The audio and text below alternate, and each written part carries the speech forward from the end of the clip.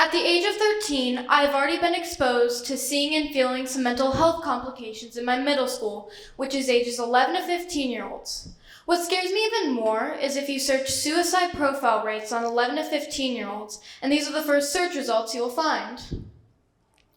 This just starts to demonstrate that the upcoming generations, particularly Gen Z and Alpha, have a fundamentally different mental health outlook compared to previous generations, as well as you will see additional research, evidence, and personal experience on this jaw-dropping development in young people.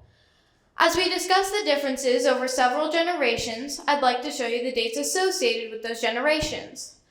The lives of Gen Z and Alpha differ significantly from those of previous generations. Are doctors, therapists, educators, parents, and researchers doing enough to examine the mental health concerns in young people?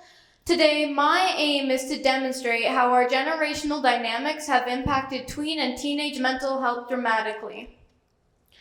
Research by Pacific Oaks College on Gen Z depression reveals that the most common anxieties in Gen Z are future, finances, work, social activities, and relationships. The Walton Family Foundation found that 42% of Gen Z struggles with depressions and feelings of hopelessness, which is nearly double that of Americans over 25, which stands at 23%. Additionally, a report released by Harmony Healthcare IT shows us that Gen Z anxiety has reached alarming levels, with 61% being medically diagnosed with an anxiety disorder. These findings are alarming.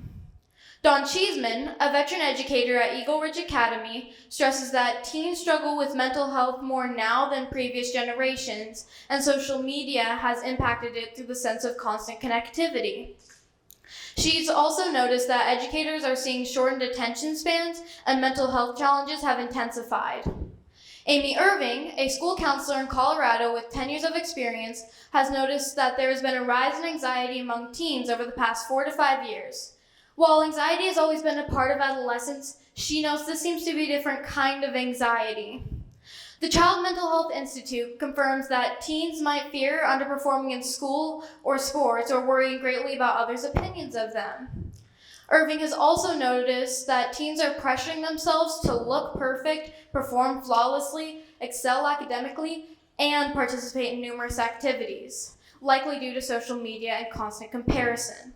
This is supported by Newport Academy's reference to the social comparison theory, first introduced by psychologist Leon Festinger in 1954, which states that people inherently evaluate themselves against others.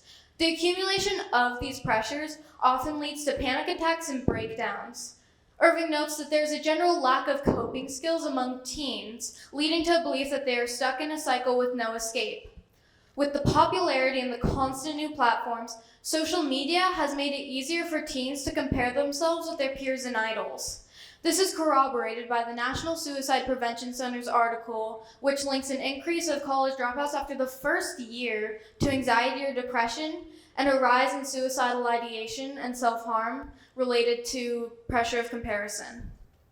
Now, how might this relate to my grandparents and parents' generation? Why should they pay interest in this? Well, it's crucial to understand that as a generation, we might not be as afraid to talk about certain topics, and it's crucial to help us and accept our emotions. From talking with my grandparents, as well as some of my parents' generation, I have found that they were less likely to talk about certain topics and would only go to therapy if there was something that caused them trauma in their lives, while my generation is more likely to start merging into therapy programs at their school, with their doctors, or participate in online options. The National Library of Medicine found that from 2003 to 2014, there were a total of 5,500 suicides among kids aged 11 to 15. The Center of Disease Control and Prevention found that suicide was among the top 9 leading causes of death among people aged 10 to 64, as well as it was the second leading cause of death among people aged 10 to 14 and 25 to 34. As well as data from the Worldometer indicating a rising trend with a total of 718,819 deaths on September 1st. Now, what might be causing this mental health concern increase? Perhaps it's due to social media, but what about the impacts of COVID-19? PubMed Central states that most reviewed studies found negative psychological impacts, highlighting the pandemic's significant influence. A study done by Kaiser Permanente, Southern California, has found that the incidence of depression among people aged 5 to 22 rose by 55.6% from 2013 to 2017, as well as anxiety rose by 31.1% during the same time period. Other studies often correlate an increase in screen time addictions and social media as a direct result of COVID-19, which lends to the point often cited by my parents: constant use of technology and mobile devices or constant screen time. But there's two sides to this. How detrimental can it be?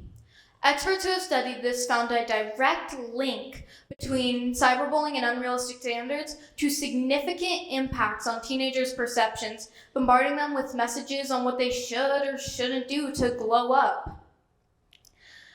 There's also risks like cyber threats, such as the 2017 Momo incident, where kids were influenced into harmful actions by online predators. How are so many lured into such online threats, you may ask? The fact is, the human brain isn't fully developed until your 20s, creating a lack of capacity to dismiss such dangers.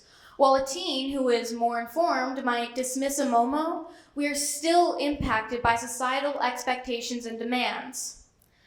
What can more mature generations do to help? Though social media can sometimes lead to insecurities, it can also create a safe space for many, offering a sense of belonging, online therapy, and anonymous platforms for expressing oneself. To create safe refuge from mental health woes in teens, adults can be more aware, observant, and present. If you see someone in distress, show them you care, provide them with support, and encourage they get help if they need it. Model good mental health, be your own best friend, and affirm your self-worth each morning. Remember to be there for yourself before supporting others, and don't hesitate to get help or offer it. By starting now, we can create a generation that feels free to express themselves and sees social media as a place of learning and learning and creativity rather than comparison. The next generation's struggles could be one more thing for us to connect on. Reflecting on the words of counselor Amy Irving, quote, "Tweens and teens today need more support from an early age.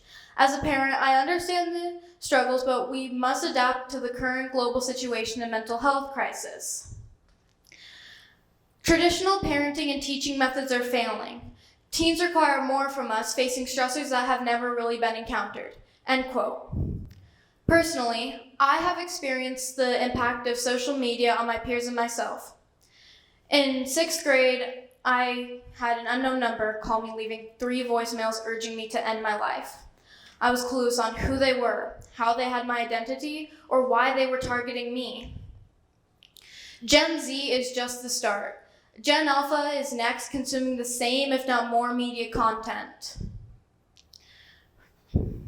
To conclude, I would like to express my heartfelt condolences to the families who have been impacted by suicide. The National Suicide Helpline and other resources are on the screen now. Please join me in taking a moment of silence to honor those who have lost someone to suicide.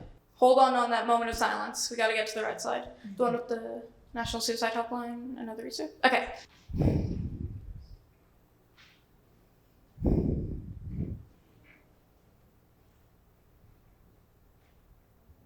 Thank you.